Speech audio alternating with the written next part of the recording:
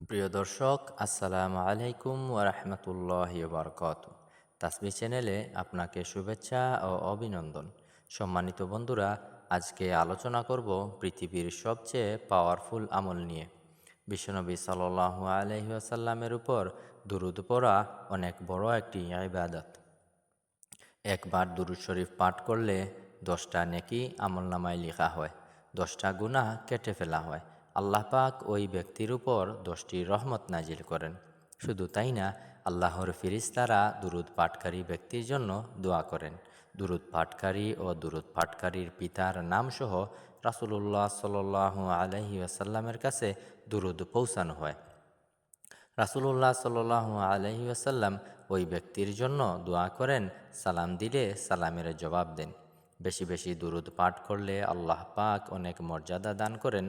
তার মধ্যে অন্যতম হচ্ছে, 1 নম্বর, ওই ব্যক্তির দুশ্চিন্তা, পেরেশানি এবং মনের কষ্ট আল্লাহ পাক দূর করে দেন। 2 নম্বর, উনার সকল দোয়া আল্লাহ পাক কবুল করেন। 3 নম্বর, সবচেয়ে গুরুত্বপূর্ণ যে মর্যাদা, সেটি হচ্ছে কিয়ামতের ময়দানে রাসূলুল্লাহ সাল্লাল্লাহু আলাইহি ওয়াসাল্লামের শাফাআত লাভের যোগ্যতা লাভ করবেন। আল্লাহর দয়া এবং রাসূলুল্লাহ সাল্লাল্লাহু আলাইহি ওয়াসাল্লামের শাফাআত ছাড়া কিয়ামতের ময়দানে জান্নাত লাভ আমাদের কারো পক্ষে সম্ভব না। প্রশ্ন হচ্ছে, আমরা কোন দুরূদ পড়ব?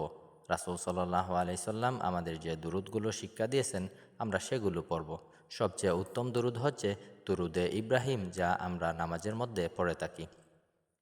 এছাড়া হাদিসে বর্ণিত অনেক দুরূদ আছে, যে কোনো দুরূদ পড়তে পারেন।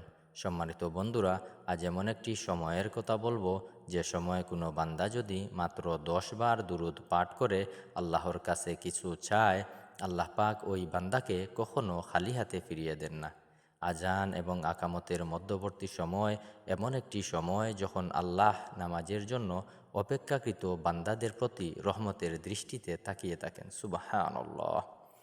এমন কবুলিয়াতের সময় যদি কোনো বান্দা মাত্র 10 বার দুরূদ পাঠ করে আল্লাহর কাছে দোয়া করে, ওই বান্দার কোনো দোয়াই আল্লাহ পাক ফিরিয়ে দেন না।